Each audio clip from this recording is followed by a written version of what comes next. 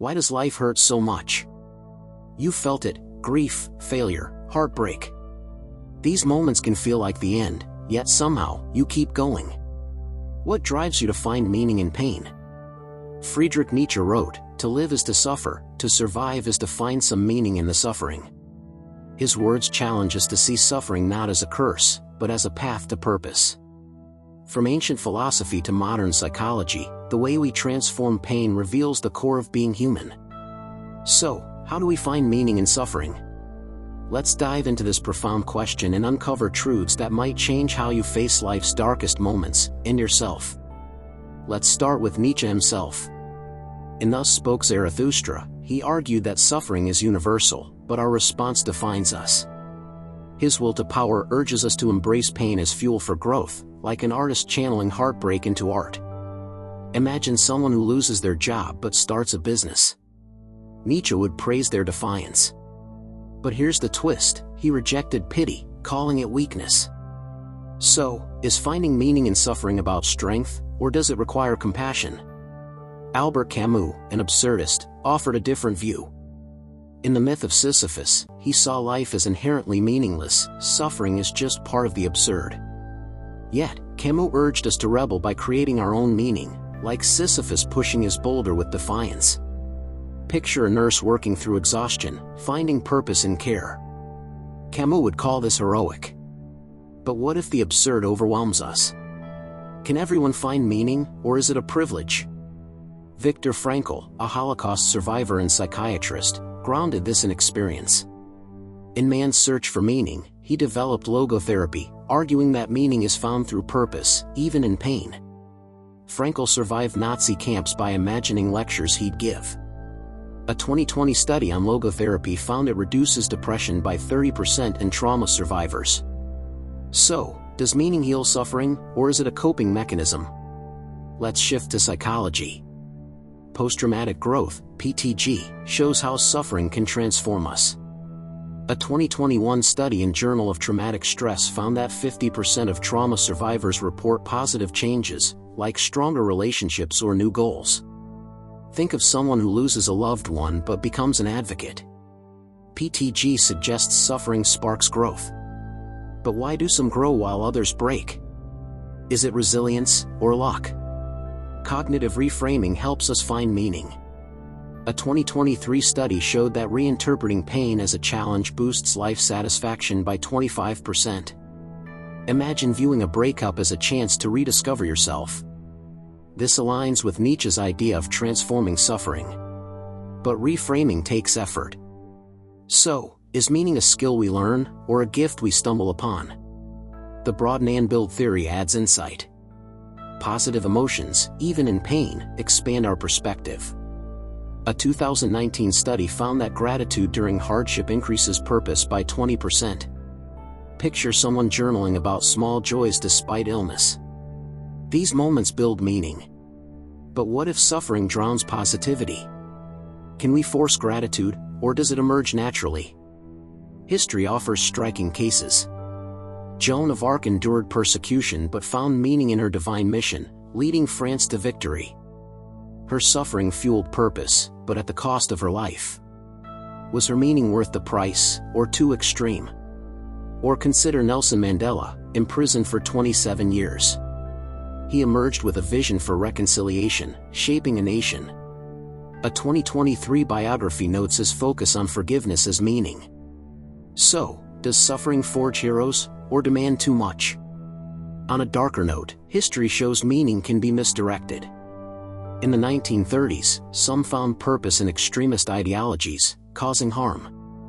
A 2024 study on radicalization found that 60% of recruits sought meaning in suffering through destructive causes. Today, online echo chambers amplify this. So, is all meaning valid, or can it lead us astray? Let's explore culture. Buddhism sees suffering, dukkha, as life's core, with meaning found through detachment. A 2022 study showed mindfulness reduces distress by 35% in Buddhists. Picture a monk meditating through pain. In contrast, Stoicism, like Marcus Aurelius' teachings, finds meaning in enduring suffering with virtue. A 2021 study linked Stoic practices to 20% higher resilience. So, is meaning universal or shaped by belief? In collectivist cultures like Korea, meaning often comes from community. A 2023 study found 70% of Koreans cope with suffering through family support. In individualistic cultures like the US, personal achievement is key. A 2022 study showed 60% of Americans find meaning in career success despite setbacks.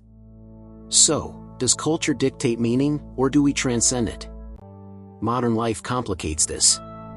Mental health struggles are rising. 1 in 5 adults face depression in 2024, per the CDC. Yet, social media pressures us to hide pain. A 2023 study found 50% of Gen Z feel shame and suffering, blocking meaning. But online communities can help. A 2024 study showed 40% of Reddit users find purpose in shared struggles. So, does technology hinder meaning, or offer new paths? Let's get personal. Have you suffered? Maybe you've lost someone, failed, or felt lost. Nietzsche's words, "To survive is to find some meaning," hit hard. Psychology's self-determination theory says we seek autonomy, competence, and connection in pain. A 2020 study found that pursuing these boosts purpose by 30%. Imagine volunteering after a loss to feel connected. But what if meaning eludes you? Are you failing, or just human? Philosophy pushes deeper. Nietzsche's will to power demands we create meaning, like sculpting beauty from chaos. Camus' absurdism asks us to defy pain with purpose, even if it's fleeting. Frankl's logotherapy insists meaning is always possible, even in despair. But what if suffering feels pointless? Is meaning a choice, or a discovery? Let's dig into psychology again. The hedonic treadmill suggests we adapt to suffering, seeking new meaning.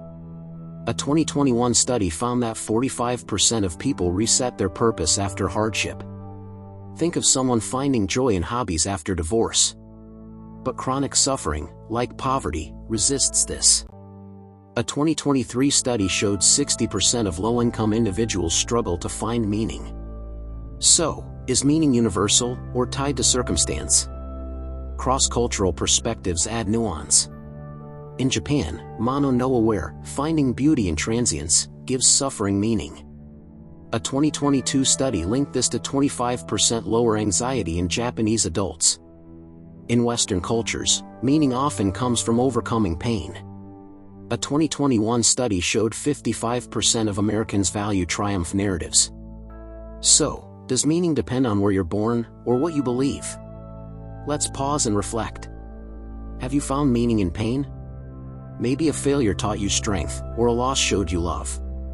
Psychology shows narrative identity helps. Crafting a story from suffering boosts purpose by 20%, per a 2020 study.